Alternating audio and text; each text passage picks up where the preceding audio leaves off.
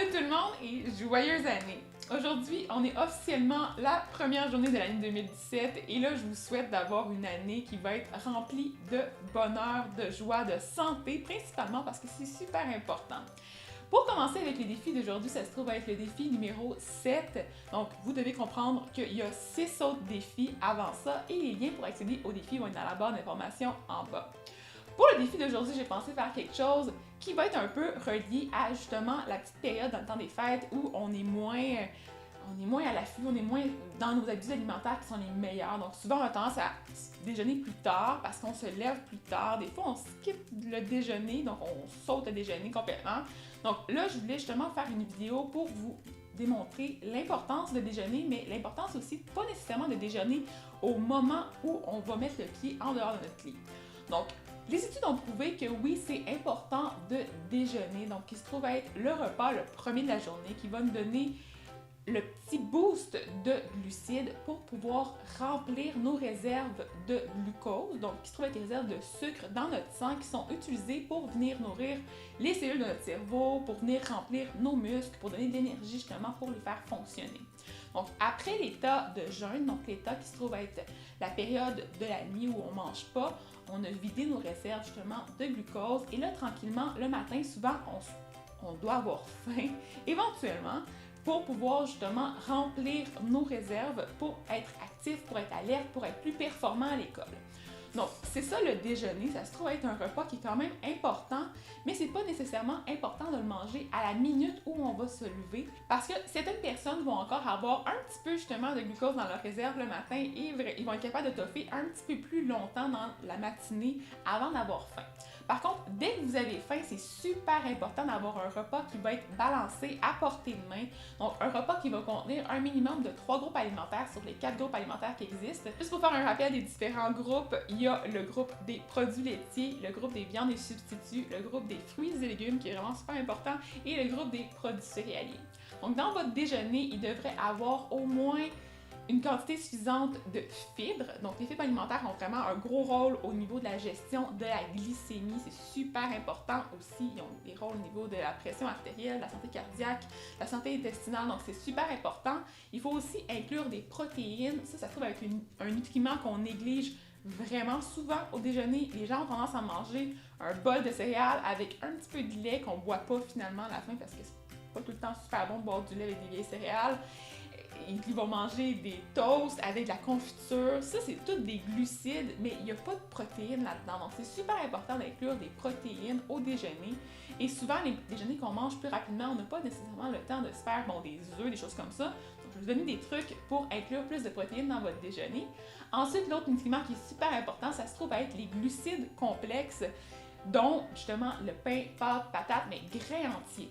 Tout ce qui est vraiment le plus grain entier possible, comme ça va venir nous chercher des fibres, mais ça va aussi nous aider à contrôler plus notre glycémie encore, à avoir une meilleure impression de satiété au repas, donc on va être plus rassasié et on va pouvoir justement manger un petit peu moins grâce à ces glucides. Pour ce qui est des études, j'ai fait une mini revue de la littérature pour trouver quelques faits intéressants et j'ai trouvé que la première raison pourquoi les gens déjeunent pas le matin, c'est pas parce qu'ils n'ont pas faim, mais c'est parce qu'ils n'ont pas le temps. Et là, aujourd'hui, je voulais donner des solutions pour justement avoir des repas qui vont être faciles à manger le matin et rapides à préparer parce que, on va se le dire, quand on déjeune pas le matin, souvent on a tendance à manger plus à l'heure du dîner ou à manger des choses qui sont pas nécessairement balancées dans l'avant-midi et ça, c'est plus ça le problème que le fait de pas manger et de manger un petit déjeuner un peu plus tard. Donc il y aurait aussi quelques études qui évalueraient l'importance justement du déjeuner sur la variation de la thermogénèse qui se trouve être la quantité d'énergie qu'on dépense à digérer. Et ça, il n'y aurait pas prouvé vraiment d'association entre le fait de justement manger au moment du réveil ou manger un peu plus tard. Il y a aussi d'autres études de corrélation qu'on appelle, qui ont été faites entre, justement, qui ont prouvé que les gens qui vont déjeuner vont avoir une meilleure alimentation globale, vont avoir un poids qui va être plus stable. Mais ça encore là, c'est une étude qui prouve plus que ces personnes-là vont peut-être être plus attentives à justement manger mieux en général versus les gens qui vont manger un déjeuner souvent vont avoir une meilleure alimentation globale versus la personne qui va attendre super tard, qui va manger vraiment tard et qui va peut-être manger justement de la pizza, de la malbouffe dans le reste de la journée.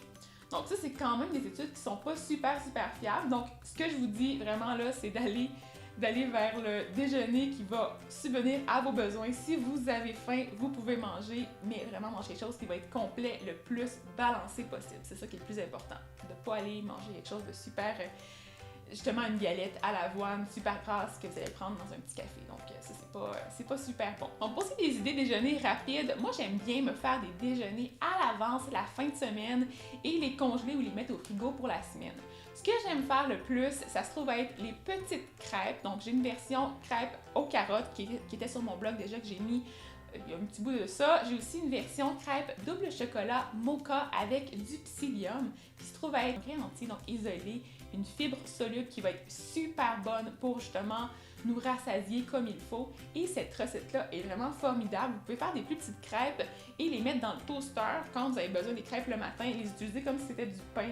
Et vraiment, là, c'est tellement bon avec un petit peu de yogourt grec sur le dessus, avec un petit peu de fruits ou en tout cas avec tout ce que les garnitures que vous voulez, là, vraiment pour compléter le tout. Sinon, il y a une version aussi pizza déjeuner que j'aime bien faire à l'avance, qui est faite à base de yogourt grec avec des œufs encore, que vous pouvez faire à l'avance et que vous pouvez garnir au moment du déjeuner. Même, vous pouvez la mettre dans un petit pot, la faire juste assez grande pour la mettre dans un petit pot et la garnir le matin avant de partir, la porter avec vous et la couper justement un peu parce que c'est pas super évident à manger à l'école, là.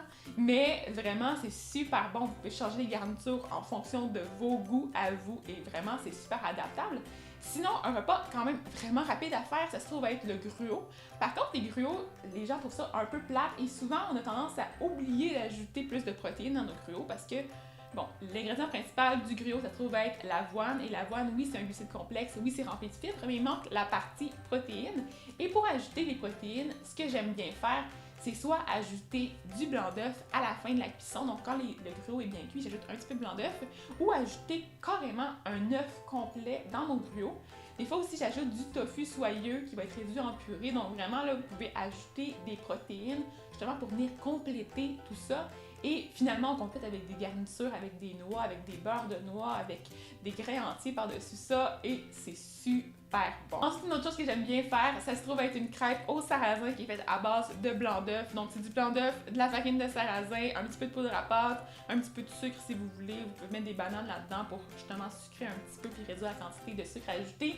Vous faites des crêpes minces et vous pouvez mettre les garnitures de votre choix à l'intérieur et vous roulez ça. C'est tellement bon. C'est quand même pas si rapide à faire que ça, mais vous pouvez les faire à l'avance encore et juste les garnir au moment du déjeuner. Sinon, la dernière chose, ça se trouve être un pudding déjeuner au chocolat dans lequel vous pouvez ajouter de la poudre de protéines, le faire à base de yogourt grec avec des fruits, des bananes, des dattes, du tofu mou. Vraiment, là, c'est tellement bon avec du granola sur le dessus et d'autres fruits encore sur le dessus, des fraises. C'est super bon. Et ensuite, comme c'est la nouvelle année, je voulais aussi vous parler un petit peu des résolutions de la nouvelle année, mais souvent, je trouve ça un peu plate de prendre des résolutions à partir de janvier, alors qu'on pourrait en prendre à tous les jours. Donc, je pense que les défis, c'est vraiment des résolutions justement que vous pouvez peut-être ajouter à partir de maintenant, à partir de n'importe quand, donc de changer ces petits points-là de votre vie et de tranquillement pas vite avoir des meilleures habitudes de vie globales. Mais pour l'occasion, j'ai pensé faire une collaboration avec une amie à moi qui se trouve être YouTuber, qui s'appelle Rosalie Lefebvre, et elle va faire sur sa chaîne une journée dans mon assiette avec un déjeuner complet, donc un déjeuner qui va être vegan et sans gluten. Et ce que je trouve vraiment cool, c'est justement le fait d'avoir une amie. Donc, quand on veut avoir des nouvelles habitudes alimentaires, des nouvelles habitudes de vie globale, c'est le fait de faire ça en collaboration avec quelqu'un. Donc, moi aussi, je vais faire ma journée dans mon assiette la même journée qu'elle et ensemble, on peut se donner des petits trucs, on peut s'aider. Donc, vraiment, si vous voulez améliorer vos habitudes de vie, trouvez-vous un ami, c'est toujours plus agréable de faire ça à deux, même au niveau de l'activité physique, c'est tellement le fun d'avoir quelqu'un avec qui sortir, quelqu'un qui va nous encourager à faire les nouvelles choses.